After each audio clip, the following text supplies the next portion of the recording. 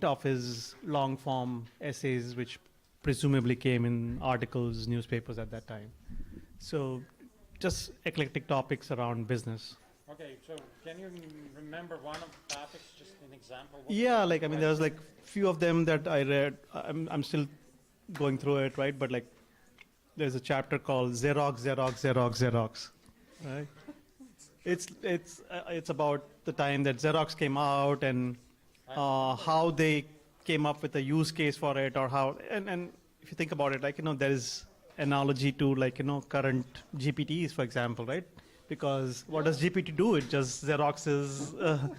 So anyway, I thought that was interesting, and yeah, there are parallels, and yeah, so I thought that was interesting. There's another chapter on the stock market and how since the dawn of the stock market, right? Like the market goes up and down, and there's never any good reason for why, but there's always a good explanation for why, right? And as soon as people see the explanation and they like that explanation, they feel comfortable and everything's well, right? It's so true. All right, everyone, let's go ahead and get started with lightning talks. How's our board? Thank you. How does our board look? We're missing one? One more. Come on, please. I want a One full empty board. spot here. All right, everybody, welcome to Lightning Talks. I am your host, Blockchain John, here with my co-host, Svet. Welcome. If you are a guest for the first time, make sure you guys get a name tag up in the front. You see a little machine here. You touch it, and you type in your name and your information, and it gives you a little name tag. Okay? All right. Raise your hand if you are a hacker. How many hackers in the house? One. Okay, thank you. One hacker. Thank you for letting everybody know. Woo! All right. Developers. How many developers? We got 1, 2. Man, is everybody asleep? All right. How about entrepreneurs? How many entrepreneurs? 1, 2, 3. All right. So last week we asked a couple of entrepreneurs, what they're about. 5. So can you find somebody randomly that would volunteer and talk about their project or their business? You can find somebody. Anybody want to volunteer, talk about their entrepreneurship, the work that they're doing? Yes. Yes, we are. Yes. Oh, Balaji is taking Okay, number hold 10, on. but you can take mine. You can take this 9. All right. So what If you about want to talk, just replace myself. hobbyists? How many hobbyists in the house? One hobbyist. Thank you. Me too. Thank you. Thank you. All right. There's a couple of us. I like that. Great. All right. So how long have you been a hacker?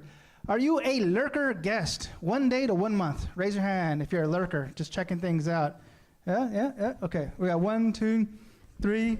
Okay, 3, 4. Welcome. All right. Volunteer guest, 1 month to 1 year. 1, 2, 2. Okay, 2. Welcome. All right. Super guest, 1 year to 10 years as a guest, not as a member, as a guest. She's very shy. Okay, what about, let me see. You got the project, right? Who's that person guest? I do not have 10 years to 100 years. All right. Okay, how about members? New member, 1 day to 1 month. Any new signups? Yeah? Okay, awesome. Yeah? Was there a couple more? Okay. What about hacker member, 1 month to 1 year? Nice. You're more than 1 year, brother. I know. Come on. Board member. It's just there. I need to help me fix these names. I just had to just put something in there, right? So 1 year to 10 years. I don't know, brother. I'm just guessing that after you're here for 1 year, maybe you're part of the board. I don't know.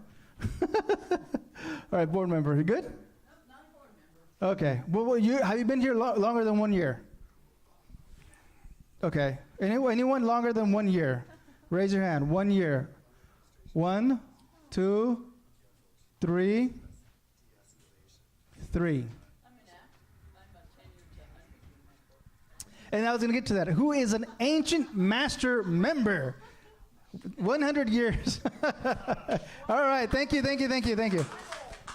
right. Again, hey, welcome everybody to Hacker Dojo. It is a nonprofit organization. So if you guys would like to sign up at hackerdojo.org to become a member, it goes to a great organization. And remember, it is tax deductible. So even if you don't want to participate as membership and you have a business, or if you know a business that needs to do something with their taxes, ding ding, Hacker Dojo. Okay, thank you.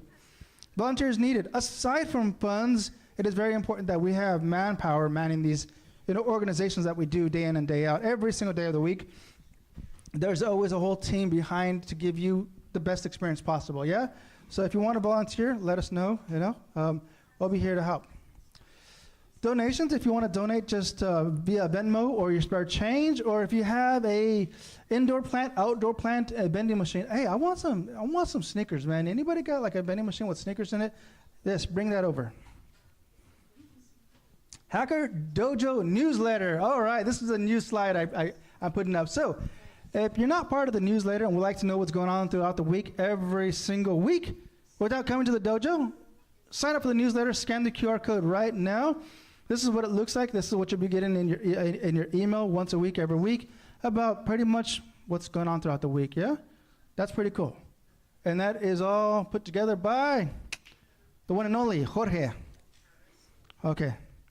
Upcoming events, we have tomorrow. This is tomorrow, yeah? I want to make sure I don't mess this up. Tomorrow is the 14th of October. Last Friday, I messed it up. All right, so tomorrow is Ultimate Game Night. We're gonna have a lot of fun. If you have not participated in Ultimate Game Night, come back tomorrow at 5. Well, I would say 6 p.m. is normally when things start popping off. Poof, poof, poof, poof. That's where the fun really hits off, right? Sunday, it was really cool because if you need some computer, repairs, computer works, system updates, come by Sunday and get some help. It's free. Just come on by. All right. Monday, Hardware Hackers Hangout. So if you like. Aside from software, there's a group that meets up in the class that works on hardware. So if you guys want to just hack hardware stuff or build machines and stuff, the next Terminator, hang out at Hardware Hackers Hangout. All right, that's going to be on Monday at 5 p.m. in the classroom. And I think it's a couple hours longer. Yeah. All right, Tuesday, Python meetup. Again on Tuesday, we have the IP strategy is a business strategy. Okay. And then Wednesday, we have data structures and algorithms. Thursday, we have 2 events, free computer tech support and Rust meetup at Hacker Dojo. And then Friday, unfortunately, you do not see Lightning Talks on here. You see startups and mix and pitch. What do you mean unfortunately? Fortunately, because we're going to be pitching almost for money. We're going to be pitching for funny money, but it's still money. So how many people participated in the previous pitch? How many? No one. Okay. No, you did not. You will. You will. Yes, it's a new event. You got only 2 minutes. You got here. It's going to be a lot of judges, more than people who pitch. And then you pitch and you receive NFTs on your account, which then you can convert in money, probably. Okay, that's an idea. Okay. So please come. And if you have a startup, you have a team, you have not team, just idea, you can pitch. I don't see Turbo in the house, but Turbo is hosting Saturday's event, Silicon Valley Computer Programming Club. And I would say there's roughly around 25 to 30 people that participate in the classroom for that one. It's pretty cool if you guys want to hang out with a bunch of programmers. Head up on Saturday at 1 p.m. It's like 1 to 5 p.m. All right, here's all the links to what we have for Hacker Dojo. Check it out. It's all over the website as well, so follow that. And this is one of our group meetups. This is a pretty cool event. This was the hackathon. Yeah, this is just a small part of the group. All right, with that said, let's go ahead and get started. Yeah, October 27th. Is it on Meetup? Yeah, it is, right? Okay, let me pull that up real quick. Give me a second. Let me get some tunes. Do do do do do do do do do do do do do do. Did I just click calendar? Yeah.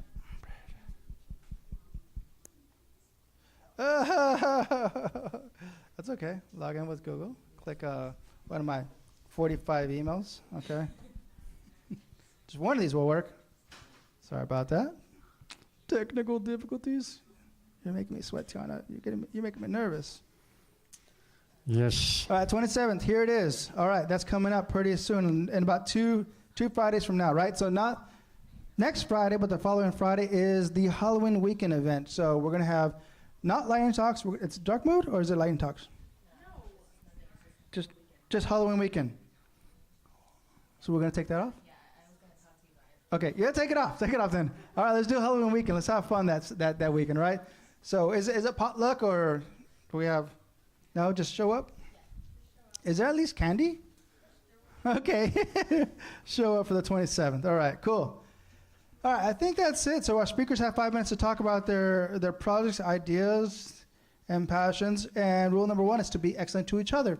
With that said, Svit, who is our first speaker? That's a dream potential. Aaron Rosen, please come to our attention. Okay, be careful. You will need those people as a customers. Don't kill them on the spot.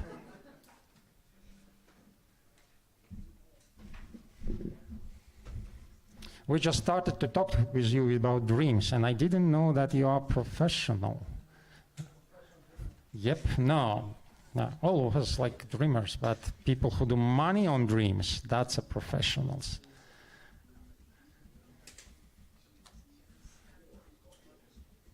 So probably next week question will be, tell me about your dreams. Real dreams, what a dream, what were you dreaming? John, what have you remember that, what his name, Android dreaming about electronic chips. Yeah. Famous story which Blade Runner is made on. Yeah, you watched. Did you see Blade Runner? A long time ago, man. A long time. It's a classic. There is already third iteration. Did you see Blade Runner? Latest one. Oh, come on. Jorge. Okay, who watched Blade Runner? Who remembers quotes? Anybody? See, nobody. You're by yourself. I'm so alone. Okay, so dreams. Cool, thank you. Let me pull up the web browser here. Okay. Lobster on a screen. No, it's not a lobster. Oh, yeah.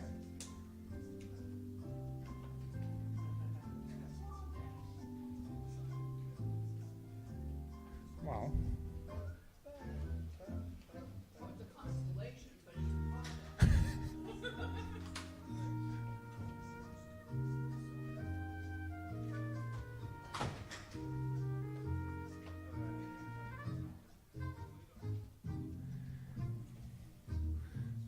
Okay.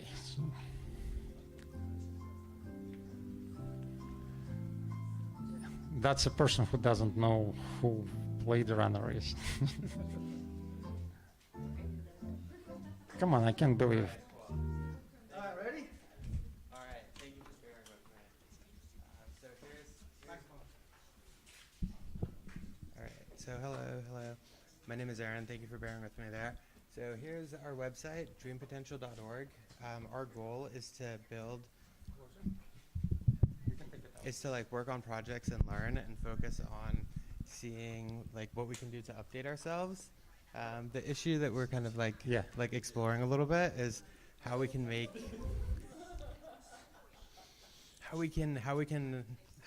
more entrepreneurs successful, and how we can create reusable, useful things that you can just learn really fast with.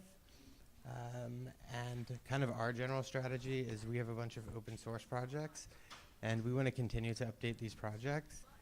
And we'll give you shares of Dream Potential in order to work together and collaborate. It's kind of like our pitch, and we're looking for entrepreneurs, programmers, front-end developers. Here are some of the projects that we're working on. We have this Myler Drive project. What you can use it to basically simply install a Python agent on your system, and then you can control it with a web browser.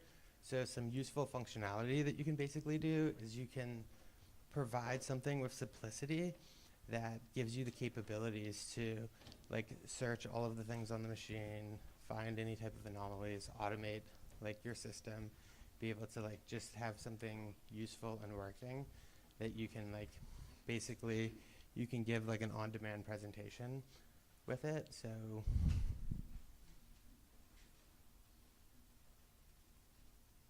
let me go over here to this on our website. If you click on this button right here,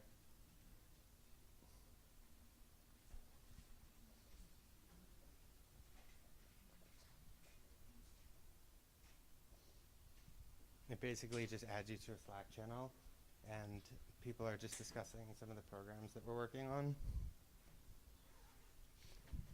Let me show you a quick demo over here.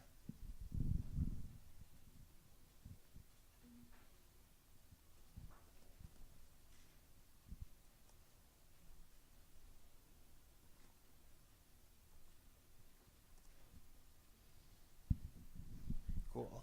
So these are the projects on our GitHub page, and you can see they're updated like pretty frequently. We have this cool product called Post Video, where you can basically just easily create a screen recording video and then just post a video with a link, so you can use it to just quickly gather feedback on like any type of thing. It's kind of similar to Loom. The problem we're kind of looking to solve is if you upload a large video on like YouTube or other systems, basically you can't just like immediately view the video right after you've uploaded it.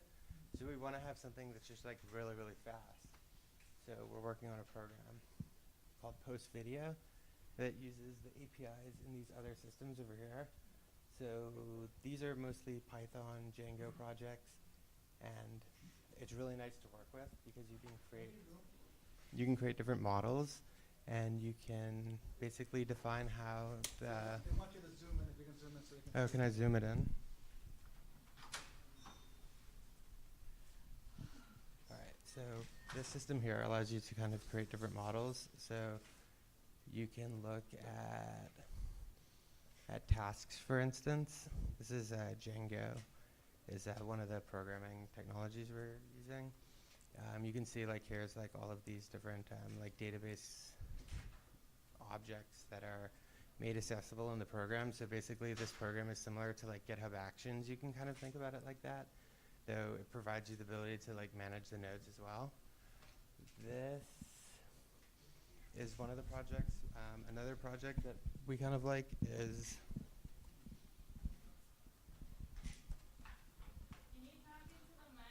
yeah. So the second project that we have is this platform called Thank you. AgentStat. I apologize. So it's this program called AgentStat. What you can use to do with this program is you can search any address and put in like the home type or price. And the system will tell you which real estate agents are in the top 20% of real estate agents, so they can use this to market themselves to basically win in presentations. So let me just see if I can get a little demo here. Let's see this mouse. So I can just type in here like Palo Alto, for example, like the city, and you can click. Okay, time is up. Questions? Who got a questions? Well, is your technology close to be commercialized? Put on the business level? How far are you from that? So we have two programs called, one is called Teacher UI, the other one's called Teacher UI React.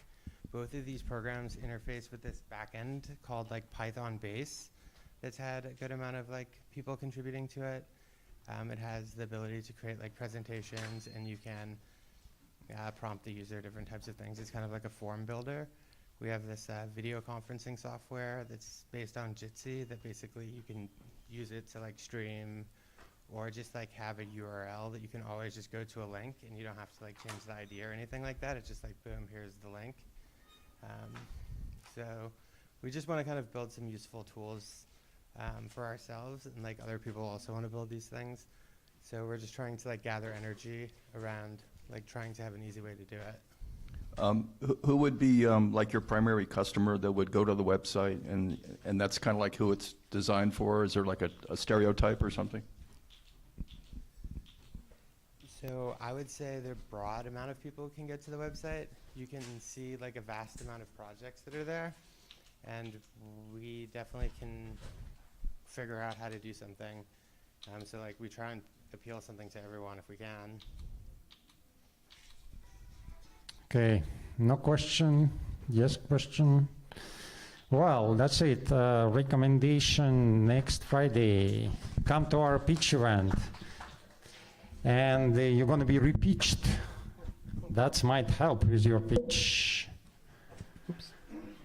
Next, GPT engineer, Mark Mark, of course. All right, Markety Yes. Mark, come Welcome. on. There you go, right on this side. Oh, That's your first time in Hacker Dojo, right? yeah. Have you seen Okay. this, have you seen this guy? Welcome, welcome, welcome. You ever seen this guy? Does he look familiar? Absolutely, yes. Yes. What is he? Where have you seen this guy? I think some event. I've seen this guy too. I don't know. I'm not sure. I'm not sure where. Are you on YouTube? You know, I run like another meetup in the Bay Area. I run the Gen AI meetup. Okay. Okay, we got a famous Mark. Okay. So he's here. Finally. So for Mark and all of our speakers coming up, please make an impression. There are folks from other spaces interested in what you have to talk about. So please do the best. Thank you. Talking Yes. to the microphone. Right. Hello, everybody. My name is Mark. Oh, shoot. I don't know what happened here. Anyways, I have an idea, which is kind of like a weekend project, but I sort of threw it together. So I posit that this will be the future of how we will program.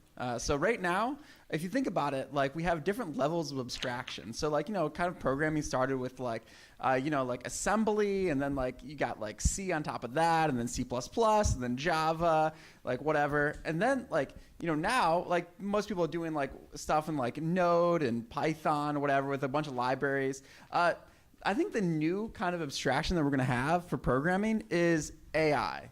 What I built over the weekend is like a little thing where it'll kind of simulate an entire company. So what it'll do is it'll use ChatGPT, where it'll take in a prompt from the user, and then the prompt will go to like a project manager. The project manager will break down the individual prompt into separate steps.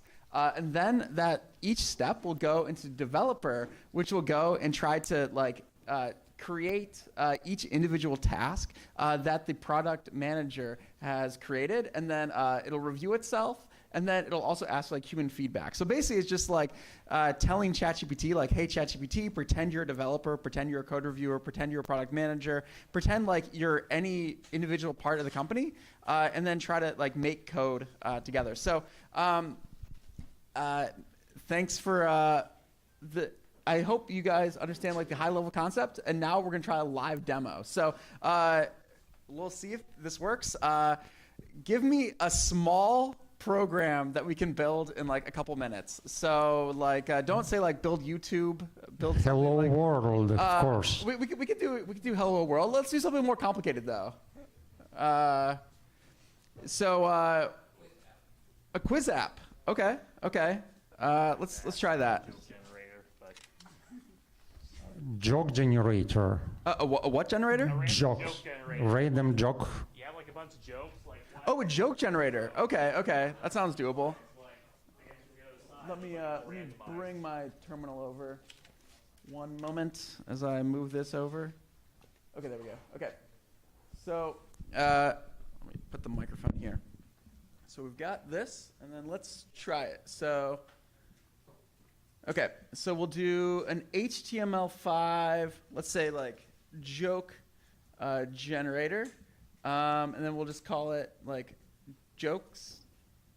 And we'll see it run. So right now it's using the GPT 3.5 Turbo 16K model. So basically it's just ChatGPT, but like the bigger context windows, you can make like longer prompts.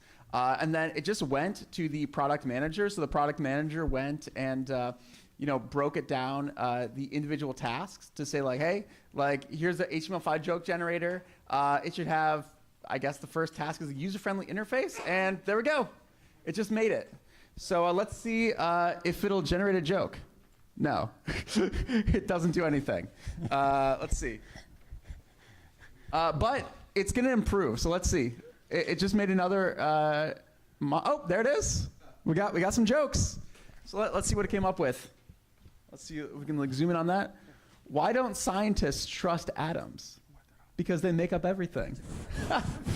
Oh, another. It's continually improving. So and then the next thing is going to ask you is from like some human feedback. So we could ask to like, you know, improve it somehow. Like, I don't know, the UI kind of sucks. So we could probably ask it to like make a better UI.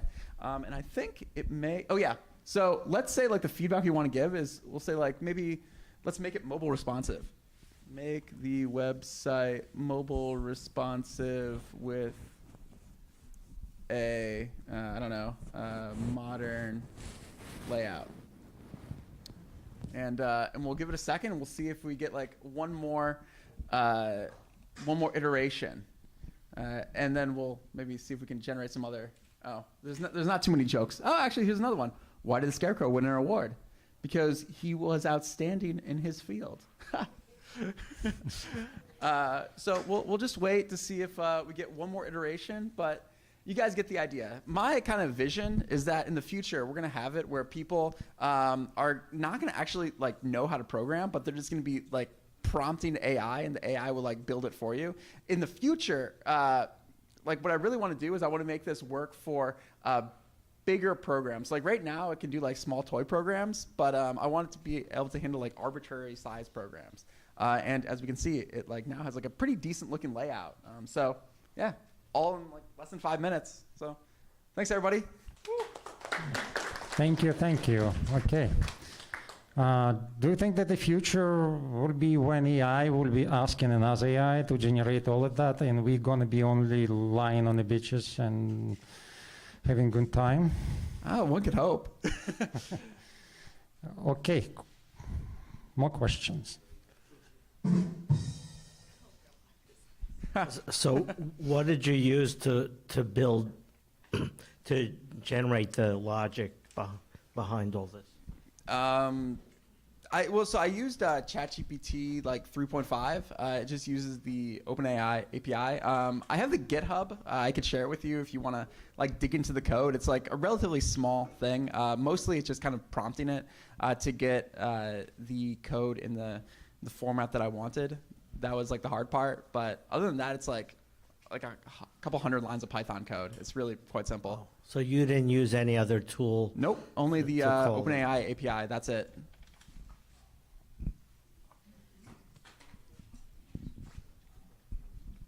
I don't really so much have a question, but I just kind of had an idea. I thought I'd throw it out there and get your reaction to it or whatever. But just drawing off what you're doing, it seems like it might be interesting if there was like a service where you could call it up on the phone. You could speak to a person who's, you know, more than just a guy at the computer, but somewhat of a programmer. Tell them what you want, and he'll go ahead and create the prompt, and that'll show up on your screen, that kind of thing. Anyways, I was just throwing that out there. You mean like where you ask to build the website? Well, let's say I wanted a website. Yeah. And I have a phone number. I call up. I go, I want this kind of website, and that's a person who's really good at creating prompts. Let's say, and that person goes and creates the prompt, and you know, because what I mean, I guess what I'm saying is that I think a lot of people are going to be intimidated just by having to create prompts. You know, when it comes to yeah, but you know the thing is if we remember what our original prompt was, is I just said like an HTML5 joke generator, and that was it, and it created all that. Yeah, and I'm not disputing that, but I'm just wondering though if maybe the next step is to make it really super easy for people. That's all. Yeah, I think that like what I was thinking is maybe like another step would be to host this, where like it automatically, like you could just go to like a website and then just say like I want to build this, and then it'll just like create it for you as like a static web page, and then you could go and say like, oh, this isn't what I want, and then go and just like there's a little text talk that like, how do you want this to change? Something like that, and then like it could be on the phone, but I guess if it was on the phone, it'd be kind of hard to like, you know, look at the website. It's like, you know, the websites aren't like the best described through voice in general. But yeah, I think it's a good idea, like just for like the lay person to like build websites. Okay. Any other questions? Thank you. So next. Marcel, friend of mine, come and tell us about the DeFi and crypto. We haven't heard about that for quite a while. Yes. Yes, we will. Who is number 5? Speaker number 5? In other We just crypto, don't have a name on there, you know. It's decentralized autonomous organization. anonymous. Anonymous. We got the Anons in the house. Autonomous. I said anonymous. Autonomous. Oh, anonymous, autonomous. No, yeah, you can Works say for me, that. man. Let's do that. It is. It's English is basically Latin. Latin basically. Okay, it's not Greek, but many words have come from Greek. And your language is French? Greek. I don't know why I said French. But I just probably want someone talking to. It's because he's French. That's why he wants everybody to be French like him. Je peux parler français, je peux comprendre. Yeah. Oh, it's good. Okay. Yeah, we got it. Oh, I got to drag it over. This is gonna be a very fast demo, much less than 5 minutes. Schrödinger cat. Okay, it's supposed to be black. Before we start, does anybody here hold crypto? Hands up, please. Who holds Ethereum, ETH tokens? Anybody? Guy in the orange. Do you think it'll go up or down in the long run over the next like 10 years? If you think it's gonna go down, why are you holding it? Jim, you're wrong. You're wrong. Anybody? We're going 8,000. Okay, who thinks it's gonna go up? Who thinks ETH is gonna go up? Of course, of course. Hand up. Ilday. Okay, what if I told you I'll give you a token where when ETH goes up, you get more ETH? Would you buy it? Or would you say, what's the catch? Yeah. So it's token. So this is what I'm building. It's part of a bigger protocol actually, but basically you get paid to hold or paid to hodl. So you put in how much you want to hodl. So there's a $1, but you could do more. And then when ETH hits a certain price, it's kind of small. Let me get it bigger so you guys can see it. 1 second. Let's make it really big. Can you guys read that? Yeah, so when ETH hits this price over here, 1,600, you get a little bit more ETH. So that's the whole protocol. Yeah, that's a good question. Why would anyone do this? Yeah, well, so behind the scenes, it takes the ETH and it locks into a staking system. So while you're holding it, the staking yield goes to somebody else. So if you think it's gonna go up, slowly, it might be a bad deal. But you basically get 17% extra ETH when it goes up. So if you think it'll hit 1,600 in the next, day or two, next month, it's a pretty good deal. Yeah, you kind of stake it into the system, and then when ETH goes up, it unlocks it to you once it hits that strike price. And it's that it's an eternal option, basically. It's actually part of a bigger protocol, so it's just like a small subset of a bigger protocol. But yeah. But if ETH goes down, so what happens then? Then you keep hodling. Oh, I don't have any losses? Nope, no loss, no. How do you manage to do that? You have to stake someone else's ETH? Yeah, it's a really good question. Yeah, this is actually part of a larger lending protocol. So when somebody takes out a lending protocol, this is almost like a police auction, kind of like pawn shop, where their collateral gets dumped into here, and the lender kind of underwrites this call option. But if they're going to be run off of that pool, that's probably not going to be help. So there is a bigger pool. We are part of that pool, and people, if they're going to be run on that pool, then you lose your money, right? Yeah. Because what usually happens, you remember this 2022, we got in this situation.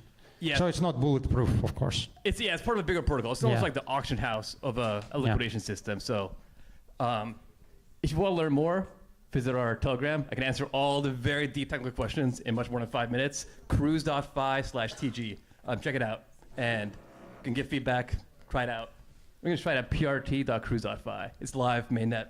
So actually, let me do a transaction. Let's do the live transaction. We've got 2 more minutes here.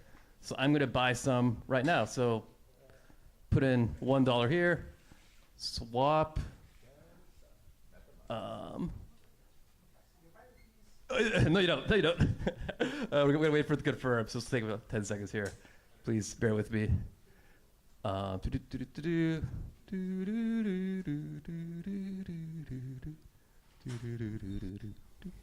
John, it's so good to see something crypto on the screen after almost 6 months of absence. So we can forgive everything to this guy, right? Everything. There we go. It succeeded. Okay. And now I can see my position. Where's my position? Should be down here. Oh, you know what? We don't have the positions down here, but I do have some of this token now. So once the strike hits, I will get extra ETH. Anyways, that's the whole thing. Well, it's go on, yes. Exactly. It's actually a very cool idea because it's like in a bank. You keep money on a saving account and you receive a small percentages. That's an idea, right? So there's still risks. So, Marcel, okay. Jim, please ask a nice question. Oh, I have to ask a nice one? Oh, never mind. You guys have me one. Ask any question. Well, where does the money come from for the ETH that they get awarded? Oh yeah, you're asking who's going to underwrite this? Yeah. Yeah, it's basically there's a lending protocol on top of this. Let's say you take out a loan in that protocol, and you're about to get liquidated. Instead of liquidation, you're kind of like compelled to underwrite this token. So it's like a punishment almost. Underwriting these tokens is a punishment that's not as bad as the punishment of liquidation. Yeah, Does that kind of make sense? Yeah, and would you have a coin where that functionality was built in so that everyone had it, or is it something that you have to get purchased on the side? Or if you're the lender, you get this token. Oh. Yeah, so you kind of get this token basically, and you can sell it or buy it back or something. Hey, what's up? Question: how do you guys make money off this? How does your company make money? Oh, sure, yeah. The larger lending protocol, it charges a 1% fee on all transactions. Okay, so when the transaction doesn't go that well, you guys make money, right? We always make money, yeah. Okay. Up or down. Oh, wow. Oh, that sounds good. That sounds like a good one. Thank you.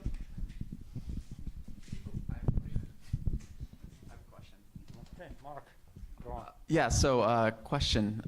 When I give like my ETH to HODL, am I actually HODLing ETH or is it like your token that's redeemable for ETH? Yeah, you hold a token redeemable for ETH and the ETH is in the contract. So once the strike price hits, then it enables redemption for the ETH that's in the contract. So like how can I trust that like you're not gonna like run away with the ETH? Oh, sure, yeah. You can check. You can check the contract, look at the code, and I guess you're a coder. Are you a coder? Yeah. You could do that, yeah. Or we're getting audited, so you can check the audit and see that they say we're legit. Gotcha. I can also walk you through it if you want to. It's actually pretty simple. Oh, so it's just like a smart contract. It's a 100-line smart contract. Yeah. Okay. Or 200 lines. It's very, very simple, actually. Okay. Very cool. Yeah. Sounds good. The code's actually on GitHub also if you want to check it out. Oh, nice. Yeah. That sounds great. Open source.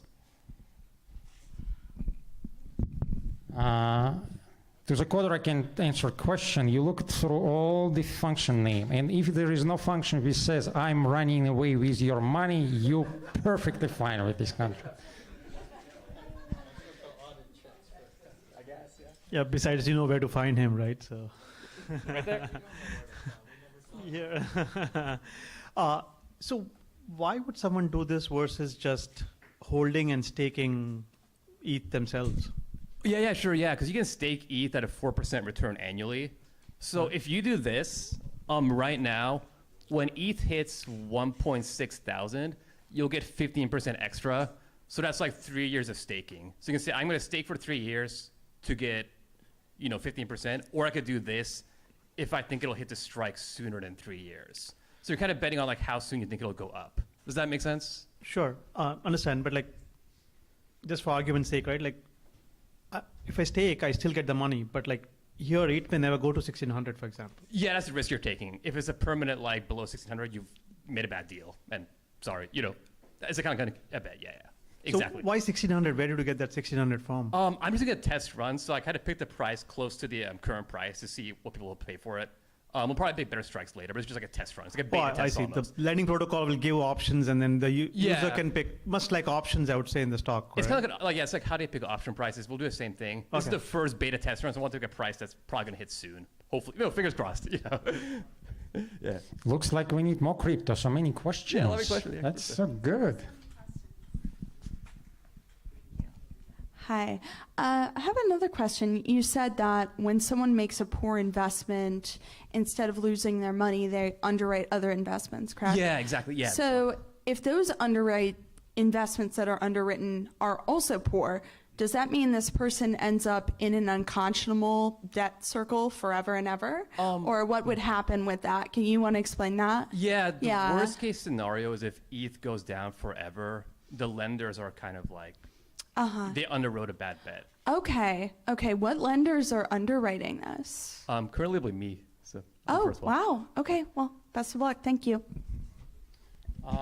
Just a piece of explanation from independent observer. It's actually very popular structure of how all the pools organize. So basically, there is a lot of people who want to have a higher return. Then they make a like higher betting on some staking pool, where some pretty volatile coins are traded. Then there is two ways of punishing these people as proposed by Marcel. So basically you can slash them, for example, it go down, they slash in your stake, or part of that stakes goes to stake into his protocol. So basically instead of losing everything, you kind of not losing, but risking to lose. That's actually a very good idea.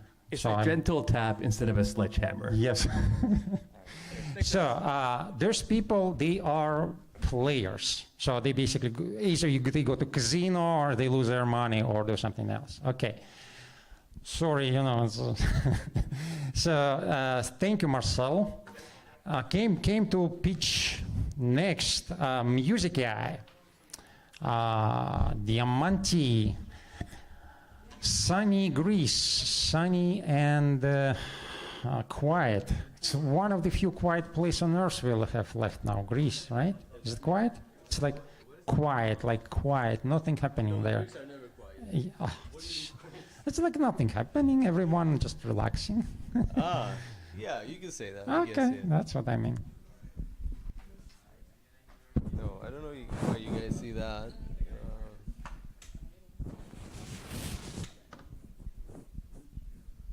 Thank you for your patronage.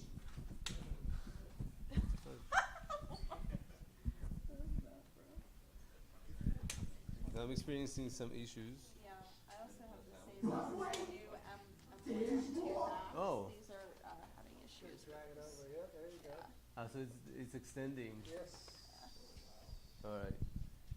Yeah. Hello, guys. So that's what I've been building for the past few months. I don't know. Many of you probably like music. I like music a lot, and my problem is that bands don't release albums as often. And I also saw on Spotify that you can donate money to your favorite bands, and I thought that with AI, maybe you can also get something back. So we're building a platform where you can use the AI model of your favorite musician. Say, for example, you like the Red Hot Chili Peppers. We contact the Red Hot Chili Peppers. We create an AI model that sounds just like them. And then you pay $1. Most of it goes to the Red Hot Chili Peppers. A little bit goes to our platform. And you have a new song that has never been done before, which you can share with your friends. And if it becomes really popular within the platform, then maybe the band can actually take it and include it in the next album. And you can have your name as a co-song creator in there. So we're not against musicians, and we're actually using AI. We would like to use AI to create a new revenue stream for them. We're not against the current music infrastructure. Yeah, and I put together a prototype. We won 150,000 francs in Switzerland. And now I'm here to see if I can find collaborations with people or investors or music labels and stuff like that. Yeah, so thank you. Oh, that's a short speech. Okay, questions? Maybe I should keep this. Yeah, that's actually functional. So here are the songs, for example. Whoops. How did that happen? Is that my screen? Yeah, I just clicked on the picture. This is so hard. Right. So here are all the songs that have currently been generated with AI. There are not that many. Yeah, so you can go here, for example. and that was generated by me. And here are the lyrics. Here's the artwork. That points already in the direction of video generation. And here you can also hear the music, or maybe not. But yeah, it's working. The musical results are not the best. Yeah, I can show you if you're interested. Yeah. Oh, yeah, it's gonna probably, the music is not jaw-dropping.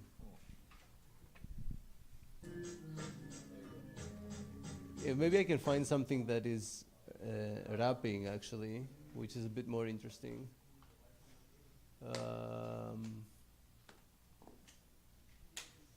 Yeah, here, for example. So what this does, it takes the lyrics and it creates a rapping vocal out of them.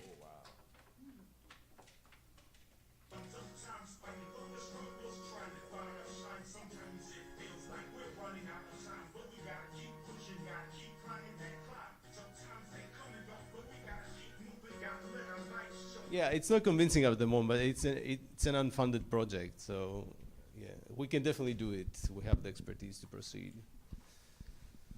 You know, you should probably. Oh.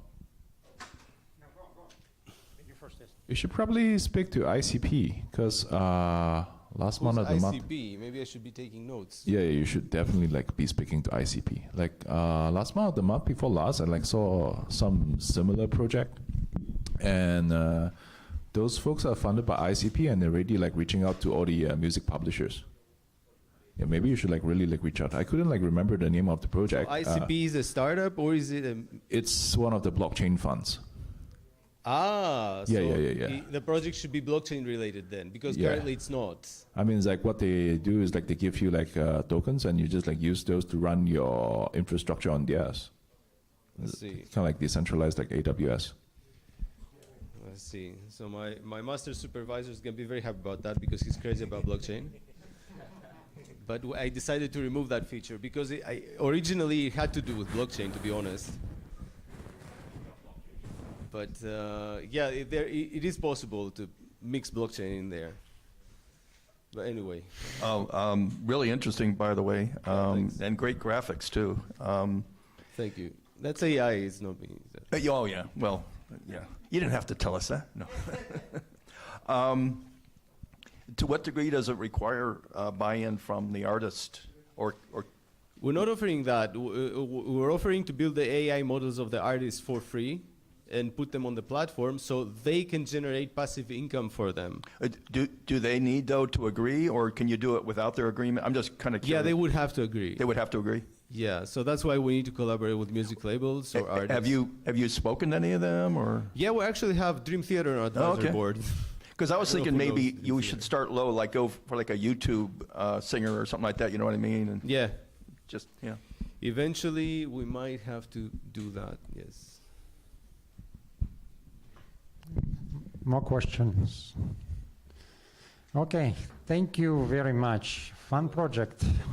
Nice pictures. Future of music. DAO network effects, right? What's your name? Gary. Gary, sorry, Gary. Okay, Gary. The stage is yours. Tell us what decentralized autonomous organizations are. Does anyone know what DAO stands for? I know that you know. You just said it. Didn't you just say it? No. Yeah, what that stands for. What is it about? It's an acronym, DAO. No.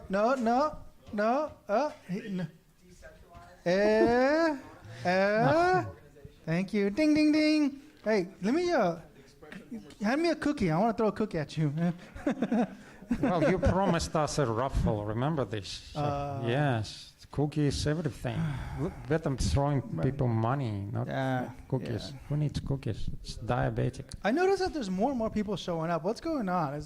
Are they here? What? Just random, bro. Are they here for you? No. Like, no, seriously. Have you noticed? Has anybody paid attention that there's more and more people showing up? Like, as the minutes go on, it's kind of weird. Because this doesn't really happen. Usually, like, at 7 o'clock is whatever's here is here, and that doesn't really grow than that. But like within like every single minute, you'll see like 2, 3, 4 people just showing up. one after another. All right. We just go viral. All right. So the talk today mainly is like not really a lot of technology. There's like some, but very simple, primitive technology. Bulk of it is actually like human psychology, right? And what I wanted to share today is like how we did a whole bunch of R&D within like the DAO framework and like ended up utilizing it to tackle complex social and environmental problems. Well, imagine have you guys all played like Dungeons and Dragons on tabletop before? Yeah. It's like currently like right now like the convention is that when you like want to solve some problems, you end up like trying to like start the company. You have like a founder, this messiah, blah blah blah, and then like you have like the whole hierarchy of these believers beneath the founders, and then you go and like change the world, right? But what if we took that entire concept and threw it out the window and say, guys, let's just play like a Dungeons and Dragons game, but instead of like slaughtering dragons and going to dungeons, we actually tackle some real life problems, kinda. So the DAO, the state it is today, we have like 400 people like spread across like 6 continents worldwide, and it just like grew because of the viral effect, right? And a little bit about me. Before this, I was like head of growth in education technology, like social network. When I joined them, like they had 10 million registered users. By the time it got sold off and I left, we had more than 100 million registered users. So I was doing a whole bunch of like psychological experiments on the users. Yeah, sounds so bad. Right. Part of like what got me really interested in like this whole DAO idea and like social networks in general is like the emergent properties of like social networks are very fascinating. You know, it's like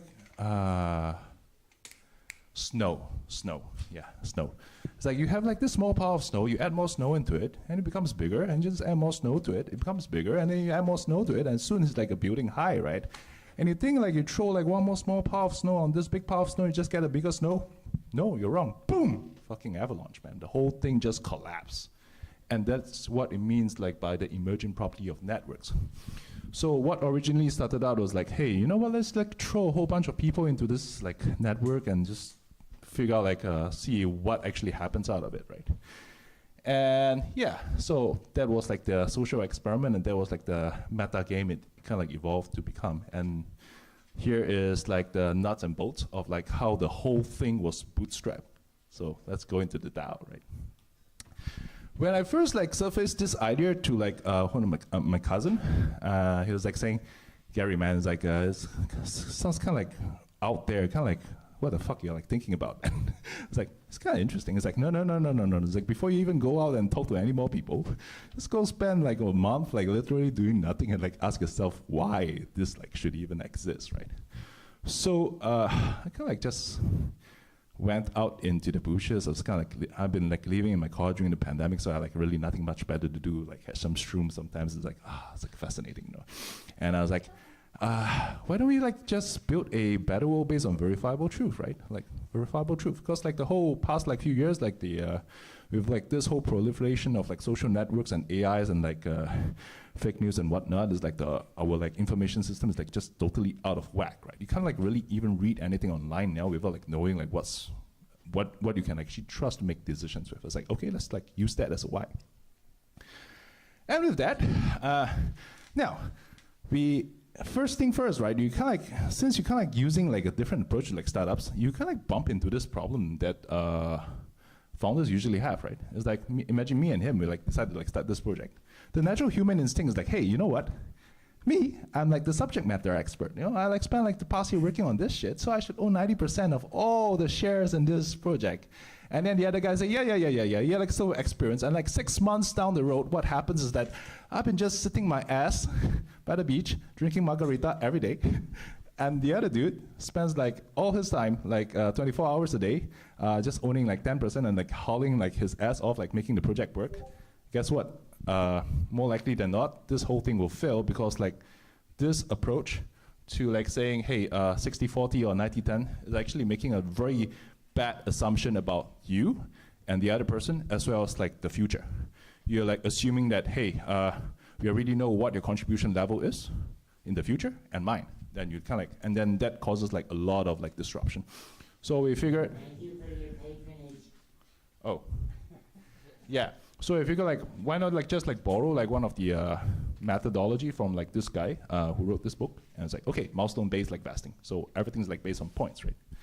And with that, we created the first of many. It's like ancient artifact, right? It's like this, like the ledger. Basically, it's a Google sheet. So whatever you do, you contributed, all right, we give you kind of shares. But later, we said, hey, you know what? Forget about the share idea. So we, once you're done, right?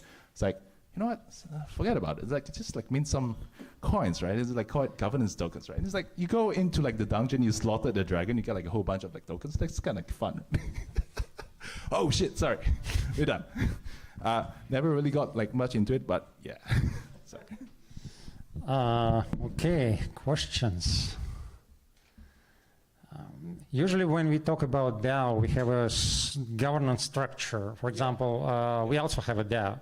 We manage our DAO through the multi-sig, right? So we take a decision, then we go to Aragon, we vote. What's your structure? How do you do that?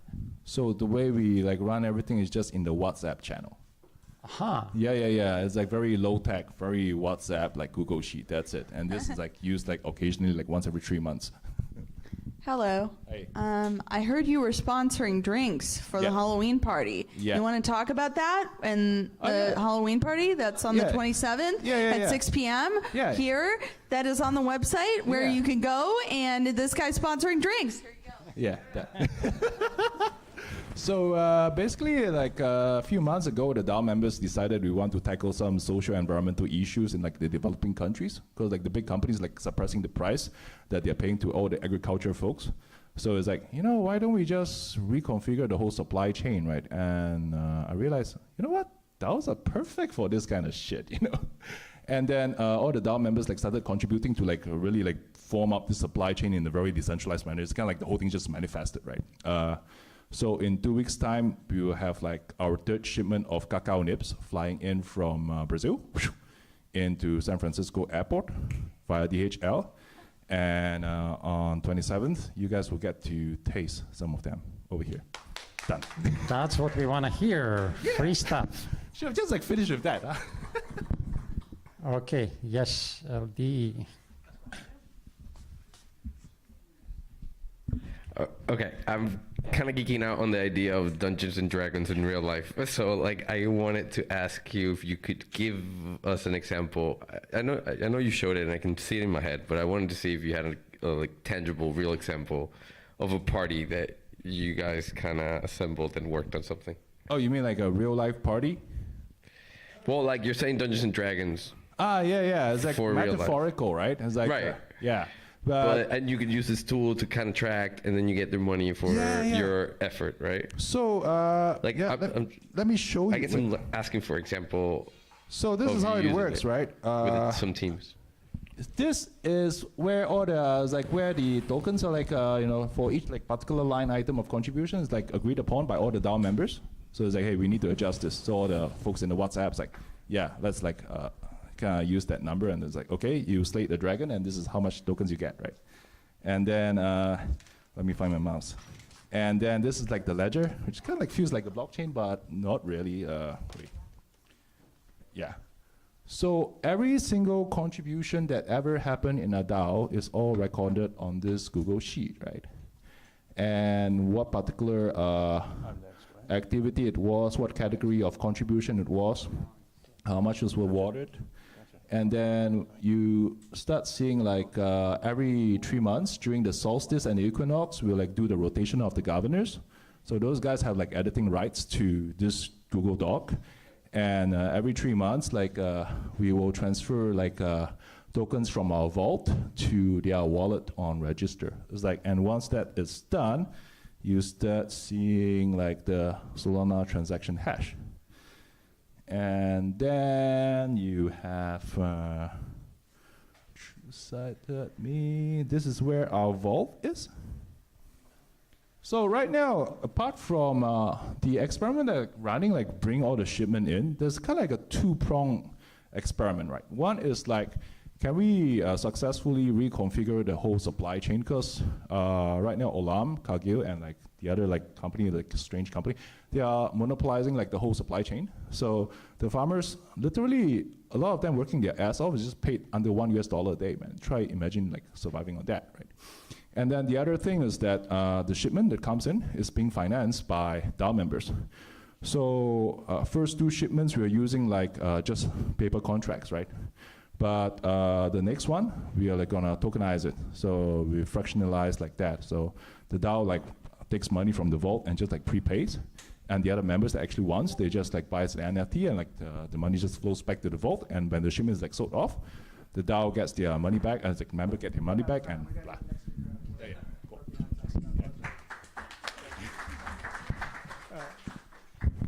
I apologize for the cutoff, but we're actually running out of time now, so we need to get our next speaker up.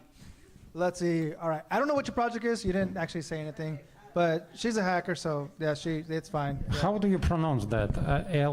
LUHLZX, LUHLX, right? Yeah, okay. Do I need? What's up, guys? How you doing? Welcome to the comedy show. Thank you. Thank you. All right. So, okay. So I'm doing a merch drop, and I just want to see some vibes.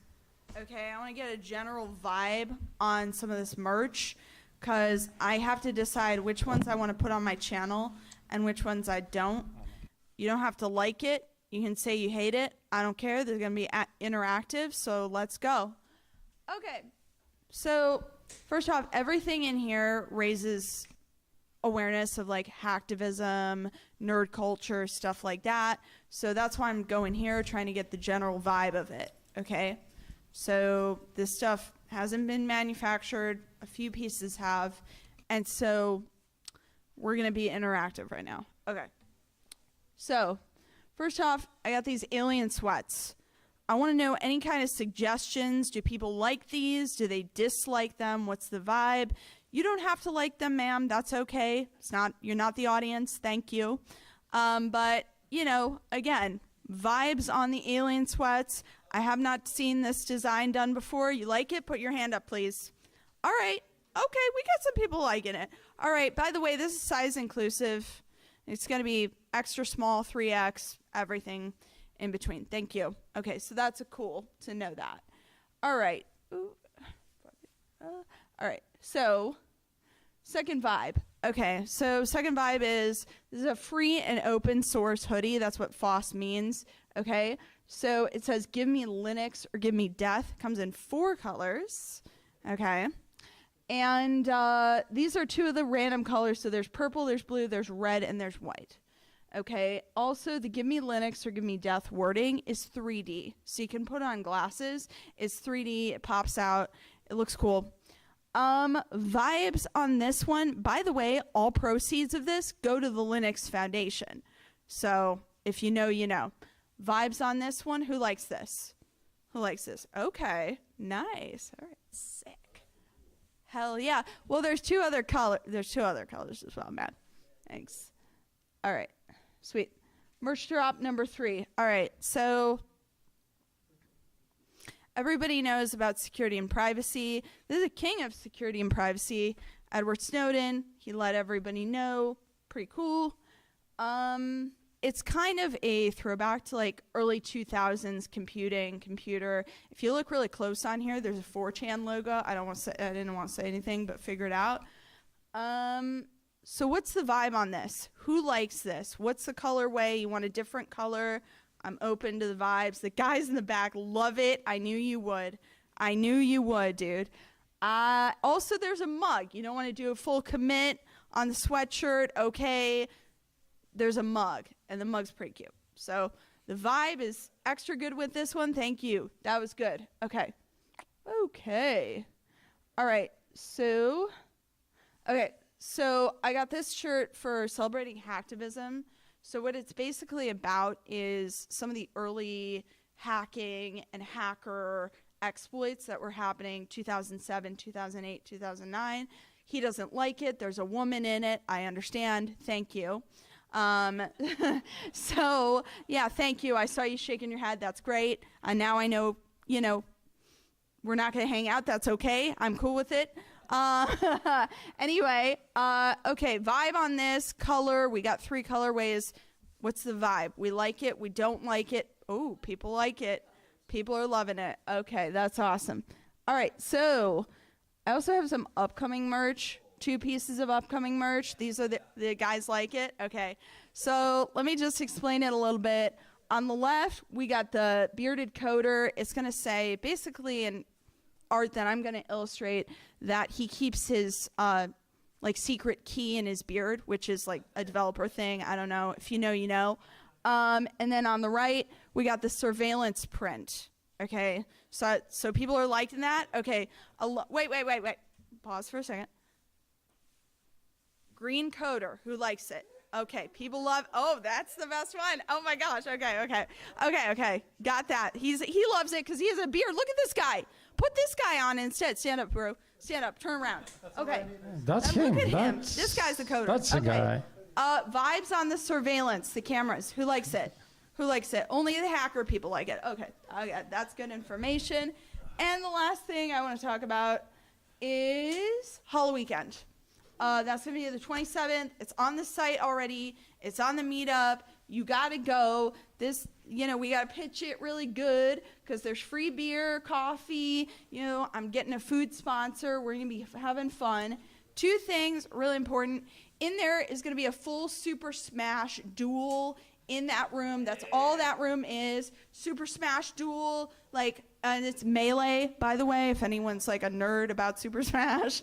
Just putting that out like immediately. We have a few controllers. Bring your own controller as well. You can bring a new controller and connect in. Thank you for your patronage. No, we're not done. Okay. Lastly, we're gonna have it develop.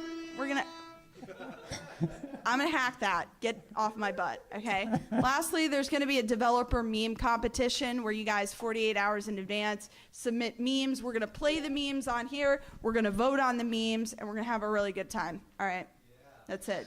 Thank you. Excellent. Thank you for your patronage. Eat it, like, get fucked, like, care about y'all. You're welcome, homie. Those What's are up, pretty dude? cool. Thank you. On the green, the green bearded coder? Yeah. Does it, if someone's beard challenged, does it come with a beard? Yeah. It does. Yes, it does. Yes, that's for you. I put that just for you. We got other More questions? Not a lot of other questions. Yep.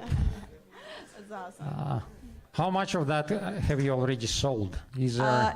I've sold, so the pieces that are produced are Linux shirt, Linux hoodie, Okay. T-shirt, and Snowden mug. Everything else is being manufactured. And I have questions for you guys specifically about the alien pants. Should the pattern be more staggered? Is that what? Yeah. Okay. Good. It's good to get a vibe on that. And then it comes in black. Are there any colorways that we should consider instead of black? Like white? You want white sweatpants, dude? This guy's bold. All right. He's like slanging out right now. Get out of here, bro. Get out of here, man. Okay, any other colors? White is not a color. It's the absence of color. Okay, so you're incorrect. That's the absence of color. Any other colors? Gray. Oh. Yeah, that slams. Okay. All right. Okay. Whatever, dude. Oh, okay. Thank you. Jim, Let's see. my James is coming up. H2O discovery. Hey, Basically, Gary. water discovery. Where's Gary at? Oh, do you want to put down your contact info? I mean, you had a really good pitch. Yeah, there's a box there for you. Yes. By the way, we have one opening because I'm willing to give up my opening, which is number 9, to anyone else. Because Anybody else want to fill in number 9? I'm speaking every time, and it's become boring. So, who want to speak? A new Just speaker, improvise. Improvise. Preferably You a new guys. speaker. Yeah. Ildi's already on here, I think. Yeah, he's on here. Is there He's a- anyone he's actually next. new here want to make a pitch, just improvising? You guys? Wanna talk? You guys ever seen Come on. the Men in Black? That's what this machine is. It's like the old school version. Like this is like before the pin. All right. So are you guys gonna pay attention to this machine here, right? And James is gonna tell you some stuff, and pay attention. And then it's gonna you're gonna see a flash, and you guys won't remember anything. All right, just like that. Nah. Are you ready? You want to lower this down? What's that? Or you just want to hold the mic? Yeah, I think. Let's lower it down.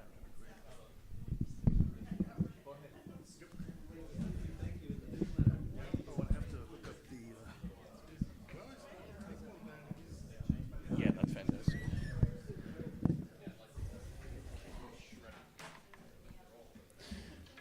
Okay, Jim is preparing water presentation. Meanwhile, I'm asking.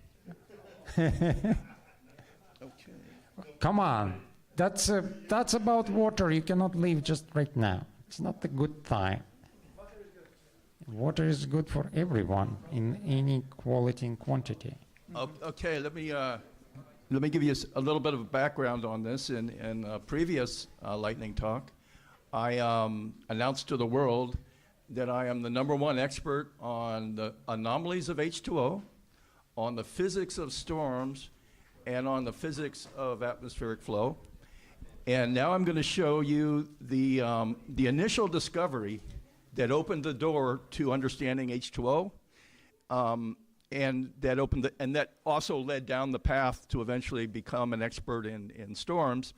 And this initial discovery involves a mistake made by, back in the 1920s, actually.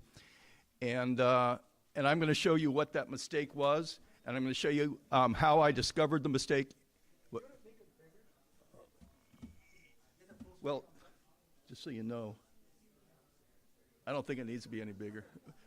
I guess I could do this, maybe. Oh, make it full screen. Oh, I see what you're saying. There we go.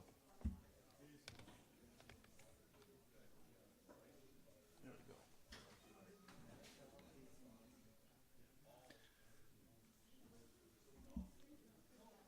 So this is going to be a little bit cryptic at first, but I think you'll be able to follow it. I'm just going to describe how they thought about the H2O molecule originally. This is like back in the 1920s and even the 1940s and stuff. Now, if you do take a class in physics, one of the things they'll show you about H2O is they'll describe it as a polar molecule. And you have this oxygen here, that's the big atom, and you have these two hydrogens. And there's a net relationship of electric current going from this. And what they describe is the electrons being pulled down off the hydrogen and making the hydrogen more positive and making oh,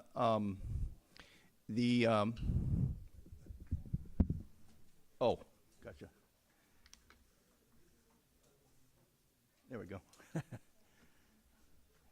and making the oxygen more negative. Now, when they thought about this, they said, well, the reason H2O is a polar molecule is because of the relationship of those atoms to each other. And the mistake they made was to not realize that the real reason it was polar is because of the electrical gradients that were generated by this relationship. So right now I'm showing you, an H2O molecule, and that's the way they envisioned it. They just showed the relationship of the atoms to each other. What they should have done is put something like right there. And then you have something down here too. That's actually red, that's orange. Well, they're supposed to be different colors. And here's the mistake. When these things make hydrogen bonds, the electrical gradients contradict with each other, and therefore the magnitude of polarity is reduced by 25% every time it makes a hydrogen bond. And in liquid water, hydrogen is extremely highly bonded, and therefore the actual charge of the polarity of the molecule when it's in a bonded state is actually 0. And the reason it's 0 is because all of the electrical gradients have counteracted each other and caused the H2O. And that's the reason why liquid water is so fluid, by the way. Now, a lot of people didn't notice that you have a polar molecule, and yet it's very fluid.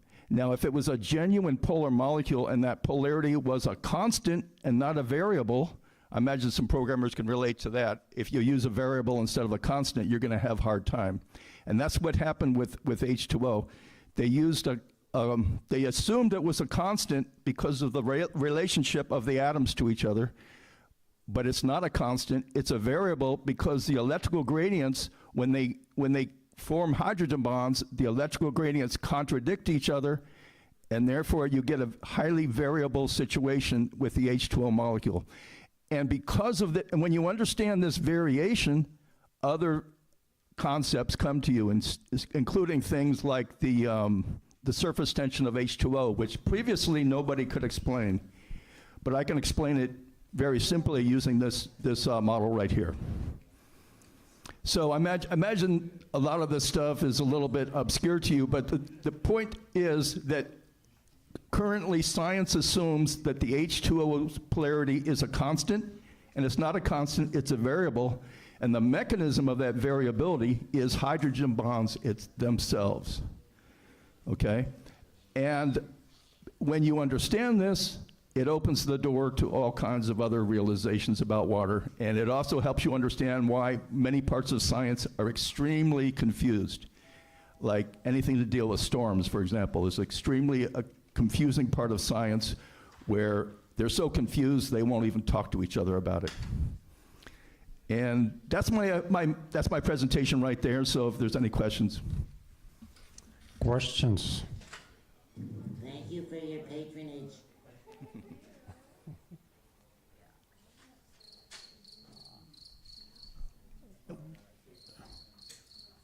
Jim, I was thinking, when I'm thinking about the water, you remember yesterday we were on the ocean, and they're saying that the largest amount of gold can be mined from the ocean water because there is a... Yeah, the water has a lot of gold floating around in it. Yeah, so does your approach might help with that? No. You can't overcome evaporation. That's just anyone who thinks they're going to boil the ocean and get gold out of it, it's going to cost you 20 times more than the gold you get out of it. So. That crossed my mind yesterday, yes, I was thinking. Boiling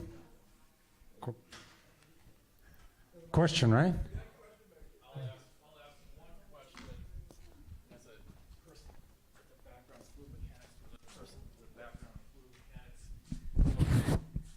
All right, I understand what you're saying, okay? My question is that in a surface tension situation where you have, the water molecules are surrounded by other water molecules, but there's nothing above them, whereas when it's in the fluid, the water molecules are surrounded on all sides by water molecules. Exactly, yes. Okay, therefore, very quickly, how do the bonds rearrange themselves to make that surface tension a big deal? They don't rearrange themselves. A surface can't allow there to be more than 3 bonds just by the geometric nature of a surface. Does that make sense?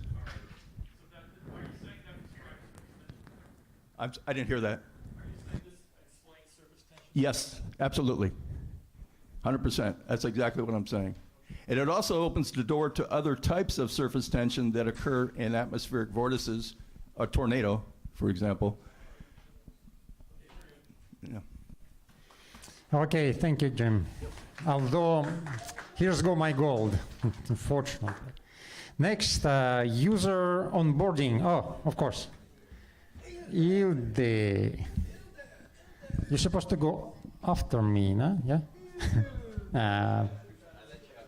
I see. The Mr. Secret Man is there. Because is about to teach you some secrets. 3 secrets, bro. 3 secrets. Not 1, not 2, Yeah, that's fine. That's what you do, bro. but 3. That's what you have to do, man. He's gonna teach you the 3 secrets. Pay attention. You want to know the 3 secrets? Here it is, man. He's about to sell you this table for free. You're gonna pay for it. Really? I don't know. I'm just joking. What? You fell for it? Yes, He's like, immediately. oh, really? How is? Let me see. Is this free? Let's see. I don't know if it's free. I don't know. It's too much. Too much. Can't do it. I'm so trusting.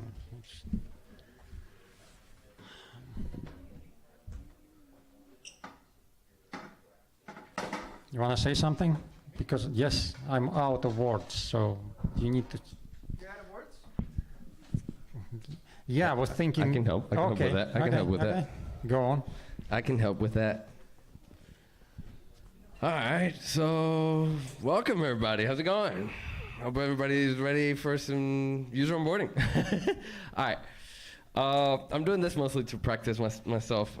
So if I mess up, I mess up. If not, that's cool. But hope you guys find some value in what I'm going to speak to you today. So today I'm going to talk about how to convert more of your new free users into loyal customers. And so a little bit about me. I've helped a bunch of user onboarding clients. My name is Ildefonso Prieto. I'm a product growth consultant. I've been doing this for over 7 years. And today I'm going to be sharing with you 3 secrets that are going to help you get more people to sign up, improve your early retention rate, and ultimately get people, make new users more likely to take their money out and pay for an upgrade of your product. So I hope you guys are ready to learn. But what is user onboarding? I want you guys to think about user onboarding as how you help a new user learn and adopt your product and successfully do so.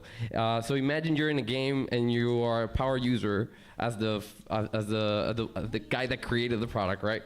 Or the team that created the product. And there's a new guy, a complete noob. You're trying to get them through the ropes and teach him how to use this. So you're trying to get him to level up with your product so he can do more and more and get more value and solve more of their problems. Ultimately, you want them to be as much as a power user as you are, but you always have to remember that when they're new, they're just a little noob that you need to help them. Otherwise, they won't get there. All right? So secret number 1 is that the first user experience of your product is what makes or breaks your business. There's a very scary statistic by Patrick McKenzie that says that 40 to 60% of free trial users never see the product a second time, which makes that first use of the product really freaking important. So there's another study about this, but basically what he was saying is that about half of your users will sign up for your product and then churn. Half of your users. That's like so much effort going down the drain. There's another study of why this happens. They called them drive-by users in this study, and it's because they didn't understand what they were signing up for, or they didn't see the value of the product. And what we're trying to achieve here with this framework that I want to share with you today is that you get them to experience the value of your product. How do you do that? Is that you have to define a very important first UX goal that you drive users to. Once you have that goal mapped out, then you list out all the steps from sign up to that goal and optimize that journey as much as possible. This is the 20% that will get you 80% of the results for user onboarding. It's like the base cake for your user onboarding that you build upon the icing for. So if you don't have a really good vanilla cake as a base, doesn't matter how much growth hacks, how many tools on top you put on, how many emails you send for your user onboarding, it's still gonna be shitty. So you have to have a very good first UX in order to have a very good user onboarding. Secret number 2 is that you don't have to be a super user onboarding expert to get results. In fact, even if you're an expert, this is something you're gonna have to do, which is remote usability testing. That's the secret here, because it's actually pretty hard to do usability testing, but with technology nowadays, it's super easy. So I did that for a client and I put it to the test, but basically, very quickly, in less than 24 hours, you can get 5 tests to be recorded with someone that fits your needs, and you'll get all the feedback. Even AI will make a report for you that it has all the summary of what's happening with your product. You'll be able to find out what's wrong with your product without having to become a super user onboarding expert. You can just user test, and you'll be able to see very quickly how to fix your user onboarding. The last secret I want to talk to you about is how to get people to actually understand your product. Like I said before, this is one of the main reasons why people churn after the first visit. And there's a framework called the Elephant, the Rider, and the Path. And what it stands for is to help people make the switch to your product. The elephant represents the emotional side, and it's the main driver for the decision that we as humans make. Then the rider is the logical side of your brain that will look for proof that this is the right way. And then the path is how easy it is to do or go through your product to sign up. So I did this with the client. Then the best way for you to tackle each of these is that, so for the emotional side, sell the dream, make sure you get people excited about your product and tell them how it's gonna fit into their life. With logic, you give them proof, case studies, and testimonials. And for the path, make it as easy as possible for them to sign up. Obviously, most of you guys are probably just like this right now. But Thank you for your patronage. indeed, if you need more help, just reach out to me and we can just talk more and geek out. Excellent. Yay. All right. Ildefonso, I like that name. Yes, you my hide it. mama gave it to me. Okay, questions.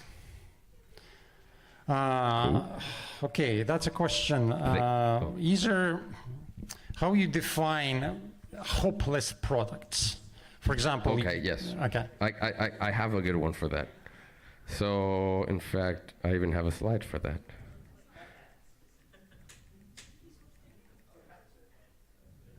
All right. So this is a retention curve. So what this normally stands is that you can see how long users are retained in your product.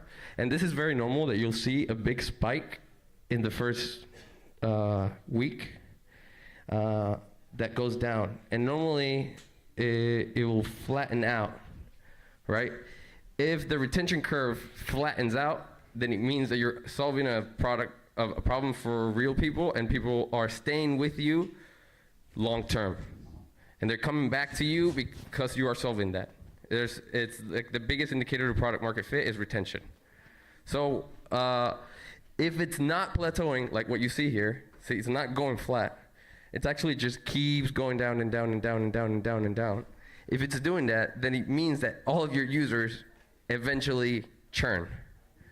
Therefore, you have a super big problem because all your effort is bled out, and you're just only sustained by bringing in new users. But again, that's one in my head. That's when I see if a product is doing good. I look at the retention curve. If it plateaus, then it means good. If it doesn't, then no. Thank you. Thank you. Brilliant. I like it.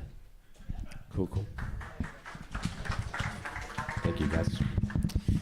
Balaji with F-R-O-G-I bot. Froggy. Oh, it's a.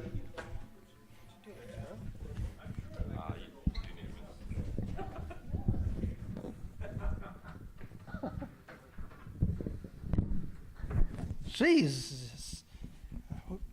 Okay. Good. You got it? Go ahead. Sorry about that. It's right there. It's that one. Wait. Yeah. Right, but what was Balaji talking about? I think it's another bot, which is... Froggy bot. Froggy, yes. Froggy bot. Yeah, okay. This is going to be our last speaker of the evening, so hang on tight. No, come on, man. I'm going to be the last speaker. Oh, it's okay. Hi, I'm Balaji, as you see in this. And I'm a software consultant working for different companies as a software developer. And also, I used to give first talk, but today I have to apply for the YC Combinator funding. So this is the first time I'm applying, so I was a little bit delayed to create a video for the funding agency to do that. So you must be knowing this Y Combinator is a famous one. Today is the last day to apply. Hope you guys have applied for that. And yeah, So this needs a video about you. So you have to create. I was creating that, got delayed sometime. So let me come to the slide. So this is a Froggy Bot we call, and it is resolving one issue we are facing currently, the agriculture labor, which is facing some problems getting labor for that, especially Florida and other states, and California also. So, yeah. So to monitor and harvest crops, we are making the frog as one of the robots which can harvest crops and fruits. So it is solving one of the agriculture labor shortage by tirelessly working on those. This is created by Midjourney though, but it is a potential possibility of developing it as a real robot. But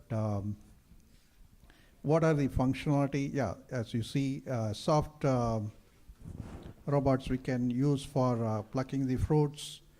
As a frog is biologically evolved for thousands of years, millions of years we can say, which eradicates actually insects and things like it in the forms. They are very helpful, and they are amphibians, so they can work in water and land, and it has very powerful legs which can jump heights. So this is more useful in labor market where you can labor intensive things like plucking, harvesting can be done in a group of nanobots like this. So yeah, it has a different sensors to avoid obstacles, and also it can work tirelessly night and day. So that is the one of the thing which frog can help in resolving certain things. And we continue with that. There is another one.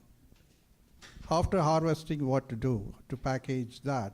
There is another bot called Bison drone we are using to package and send to the different locations. So this is basically based on the bison's horn, but if you cut that in two pieces, it will be showing that part. So creating a carbon fiber based one is a unique design which can adapt to different flexibility of containers. If you want a fresh vegetable, it can drop to home. So after harvesting, that is the one of the other options. So it can make bread for you. If you can make it as without propellers, it can used as just a robotic to make certain dough and food. So after delivering the food, what to do? So it has to, deliver. So these are the combined, like from agriculture to the bakery, baking the bread, the whole robotic system works. Thank you. Thank you, thank you. Okay, questions? Here we go.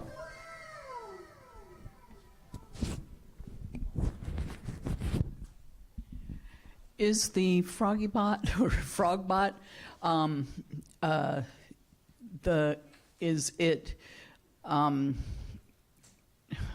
trying to find the word.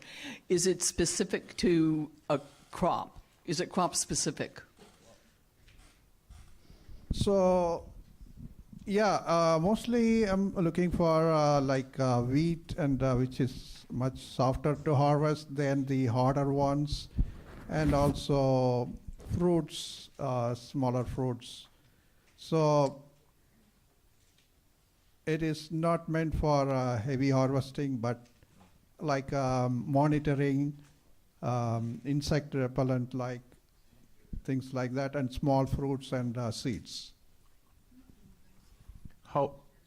How far are you already into the prototyping of this, or is like already built? Or? It's a 3D model I'm printing. I have to print that. Basically, I'm doing virtual It's not in a actual one. Ah, okay. It's kind of cool, man. I like it. Can the frog jump like real frogs, and then could it like jump in the air to get like pick an apple that's pretty high up? Yeah, there is a robotic one, I think MIT has developed, which is similar to that jumping robot. How high? It jumps a building. Over a building? Yeah. Wow. I saw the YouTube on that, yeah. Yeah. Was it real or was it? Okay, that's cool. I just have a comment. I like this idea. If there's like sensors built into it, where it's just like kind of like just walking around and just giving me live updates of my harvest and letting me know which nutrients, which trees need more nutrients or more water, that'd be really cool. Yeah, it has advanced sensors to, it can absorb, yeah. Yeah, but for my harvest, right? So I can see, it's like, okay, this particular field over here needs more water or more, I don't know. Yeah, well, I don't really monitoring. put It basically yeah, monitors yeah. the environment and you update. Yes, that is the part of it. So what that frog gonna do to another frog? The two frogs meet. One just. So what the reaction will be? Another clone it can create. Yeah.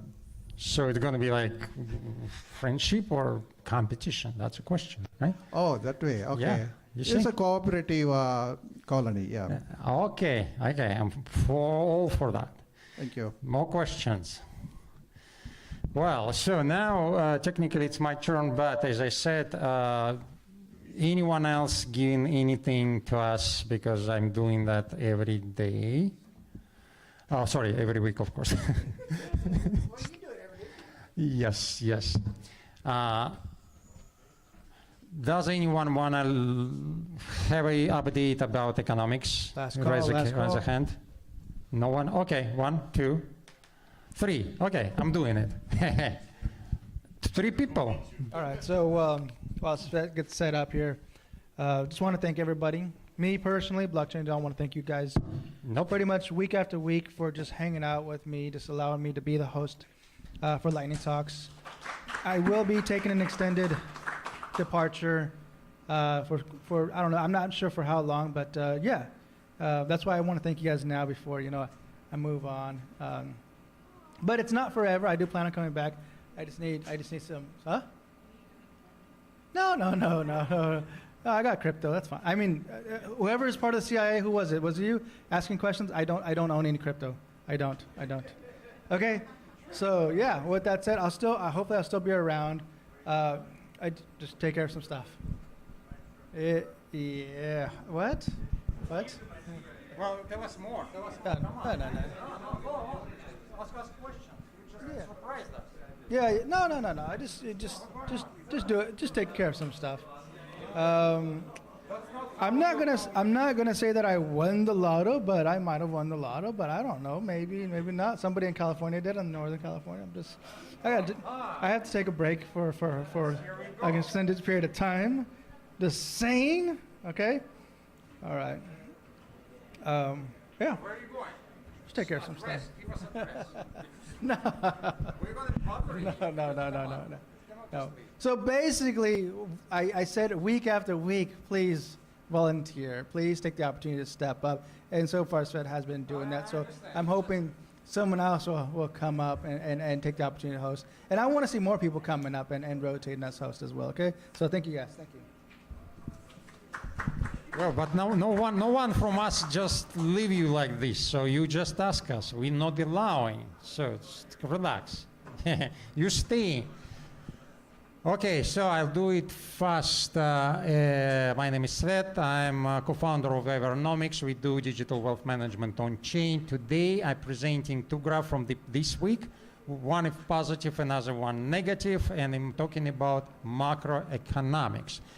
And base my talks on reports usually provided by government, basically trusted United States government official give us data on everything, including GDP, unemployment, inflation, and then of course of trade all around the United States and abroad. they base their investment decision on that data. That's why following this is important. So that week, what happened is that Department of the Statistics reported producer price index rising 0.5%, which less than expected. That's usually how markets usually reacted positively when something which they don't expect positively outsized their expectation. That's what happened right now because everyone expected 0.7, 0.5 happy, hooray. On that graph, I put history of producer price index since 1913. I don't want to spend your time in telling what's going on with producer price index, but just pointing out three very distinct areas in the history of the United States. I know that many of you are familiar, but some of you maybe not. First was this period in the 20s. You remember the roaring 20s and prices of producers, basically on the side of those who make stuff, not who sell stuff, which is more sensitive to gas prices, to everything, because producers immediately include in their pricing everything like all raw material, labor. On the consumer side, it's more linear, so that's why it's important to. So basically, during that period, prices was going down. So only one in the United States history when prices was really going down.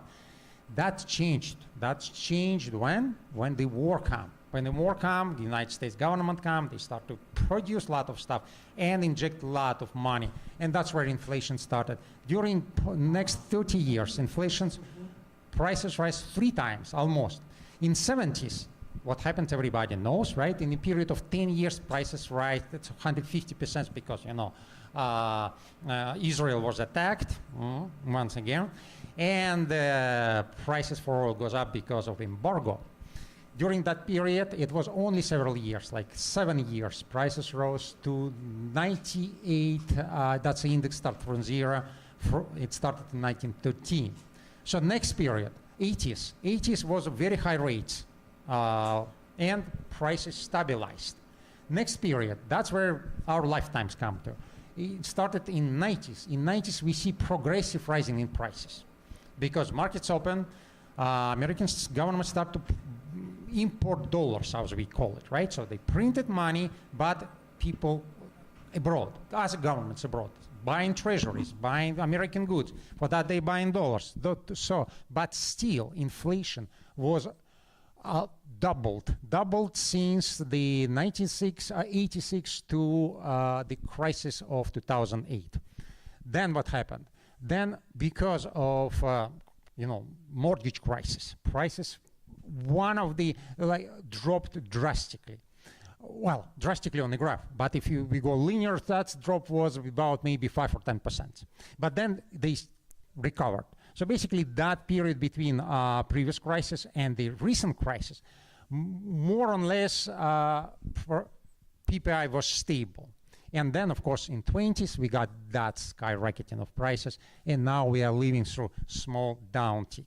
That's a brief history of United States in PPI. So that was good news because very important graph, always anyone following. Bad thing, small business optimism is going down. I already talked about that previous week, and I will not be repeating because we are small business, we know that. We are not optimistic at all. What I want to spend last 20 seconds is that table which show what happened to stocks. Are you able to zoom in on that? Can you zoom in on that? I can't see it from back here. Yes, I probably, sorry, I probably can't. But you can come closer. I can give you bottom line. So what happens during the war?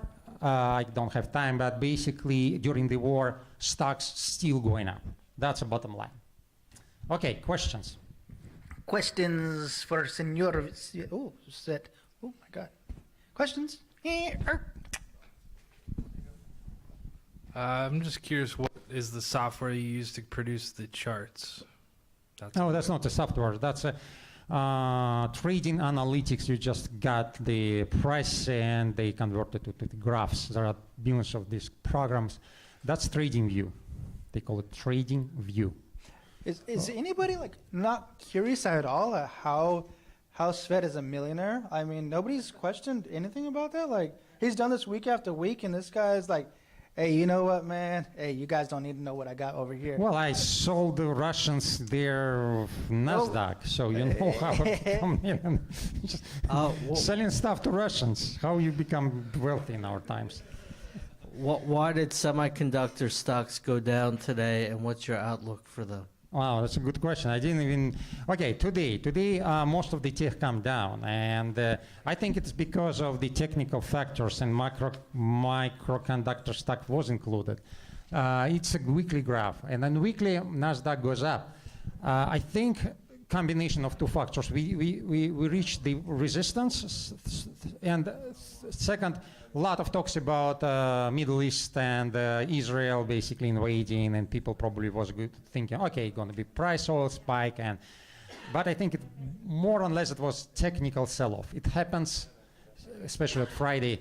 Plus, people start to think about Friday 13. I'm not kidding. Actually, if you check, no, it's true, it's working. You check out the statistics, almost like 60% of all the Fridays 13. Yep, that's working. Yes. But it wasn't triple witching or anything. No, triple witching happens when the expiration date of options and futures coming in one day. It happened a month ago. That was another sell-off event. Yes, it was. Yeah, go on. Yes. What do you think the terminal interest rate will be, and when do you think is a good time to buy bonds? Oh, that's a good question. Actually, that's a question which most of the long-term investors are asking, and that's why Federal Reserve, in their meeting notes, they always define their timing. Sure, but they're changing every time. So next going to be in November. I mean, next Federal Open Market Committee session. In the previous one, they said that this year it's going to be one more rise, probably 25 of half of the points. So it's going to be more than 5, it's going to be 5.5, right? So next year, they probably going to hold it about 6 months, and then they start easing. That's a consensus. However, this week you know what happened, right? And that's very important because it added political pressure on Powell, because now governments have to spend a lot on weapons. There is Ukraine, and now we have Israel, right? So government doesn't want to pay so much to Treasury, to their own banks, right? Because it's more than 5% they're paying. Meaning that probably people are going to be pushing politically Powell to start easing. That's many think in the market, but that's not necessarily going to happen, of course. Okay, thank you. All right, thank you. More questions? Yeah, What are the questions? Questions?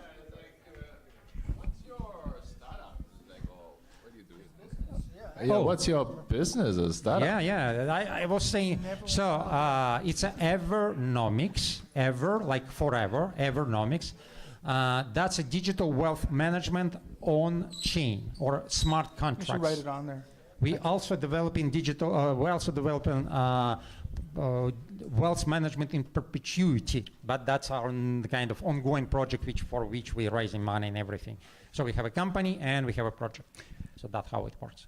All right, thank you, Sid. We're going to go ahead and wrap this up. If you guys want to hang out afterwards, we're going to have poker night. All right, poker night in the classroom. Right. It's going to be a group there. Or if you guys know how to play Go, right? Actually, like Chinese Go, you guys can play in there. Or if you guys want to hang out with me, movie night, hackers and movie night here. I like to get on my computer, do some stuff, watch a movie, some Netflix. Or if your board games on that side, or smokes outside. If you guys got any smokes, hang out outside. That's where it's at. Yeah, if you guys brought any snacks, bring out the good snacks now, okay? By the way, right-handed, who want to play Go? Is there anyone who want to play Go? Okay, we're playing. Okay. I'm going to leave the camera on for like another 10 minutes. If you guys want to say hello to the internet, hello to the world, hello to people around the world, to other hacker spaces, you guys can come on up and just say hello, like right here, okay? Hello, everybody. Yeah. The other one's for your back. That's my backup, yeah. So you want to say hello? Sure. What's going on? Say hello. Yeah, like if you could Think of like one hacker Wait, space. hold on. I gotta get my tablet first. If you can think about one hacker space in the world, who would you want to plug in, bro? Like, obviously you got Hacker Dojo, but there's somebody you want to reach out to, man. This is like your chance. You know, this is our connection to the world. It's an opportunity to connect to people that you'll probably never ever see, you know? So that's why this is so amazing that we have this kind of technology. And it's free for us. We just have to come here and just take the opportunity, take a few seconds and just say, thank you guys for watching. So great to meet you. I hope to one day meet you in person. Thank you. All right, this is the TV feeder update here. Jason Gilbert with the TV feeder system. So I want to update that I'm now part of the startup accelerator for launching this on the blockchain. So this is going to be available next year. Here we are with TV feeder, part of the new startup lab, Bitcoin Startup Lab. Here from Hacker Dojo, Silicon Valley. Over and out.